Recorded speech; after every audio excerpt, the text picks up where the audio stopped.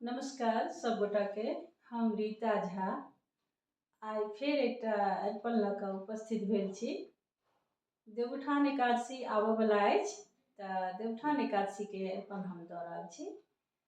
एहि अरिपन के चतुशंख अरिपन कहल जाइत अछि। और ई जे पूजा है से तऽ आंगन में होइए। आंगन चौखुट नीपल रहै छै चिकनी माटि से, आ ओतै ई अरिपन बनैत अछि। आंगन में विष्णु भगवान के पूजा होइ छै आ वह आंगने से अरिपन चलि जाते भगवती घर के पीढ़ी तक। तो एतऽ चतुशंख बनि जायत जतऽ विष्णु भगवान के पूजा हेतनि आंगन में। आ वह कमल के फूल जाइ छै, वह जाइत जाइत लतमारा होइत ओसार भगवती के, तकर बाद घर के पीढ़ी लग में फेर अष्टदल बनै छै।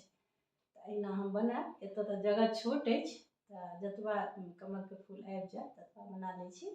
आ ओही के बगल में विष्णु भगवान की जतऽ पूजा हेतनि ओही बगल में फिर एक पाँती में एक जोड़ा खराम, खुरपी, हाँसू, दोसर पाँती में छोलनी, करछ, लोहिया, अहिना जे खाना बनबै के सामान सब अछि से सब चीज सब बर्तन सब से रहै छै। गैस चूल्हो दऽ दियौ, ई सब चीज दऽ दियौ। तेसर में छै खटिया, अहाँके चालनि, सूप, घैला, लोटा, गिलास।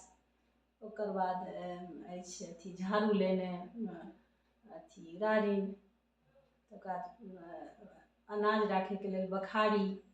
ओकर बाद हैत हर जोते वाला हरबा, हर। ई सब चीज एहि कात दहिना तरफ लिखेतनि जे विष्णु भगवान के पूजा हेतनि हुनकर दाहिना हाथ के तरफ पूरब दिस खराम, अथी खुरपी, हाँसू, ई सब एनाही। और पश्चिम दिस से हरबा, हर और रारिन और बखारी, ई सब पश्चिम दिस लिखा। पूरब दिस यानी ऊपर में वो सब आ नीचा दिस ई। तो ई हम दोसर लाइन में दोसर अरिपन में करब। एहि में तो इएह टा भऽ जेतै कियाकि जगह छोट छै। लेकिन जहन अहाँ सब बनायब तऽ ई एके संगे बनै छै। चौखुट आंगन नीपल अछि आ ओहि पर एके संगे बनायल जाइ छै। हम बता रहल छी।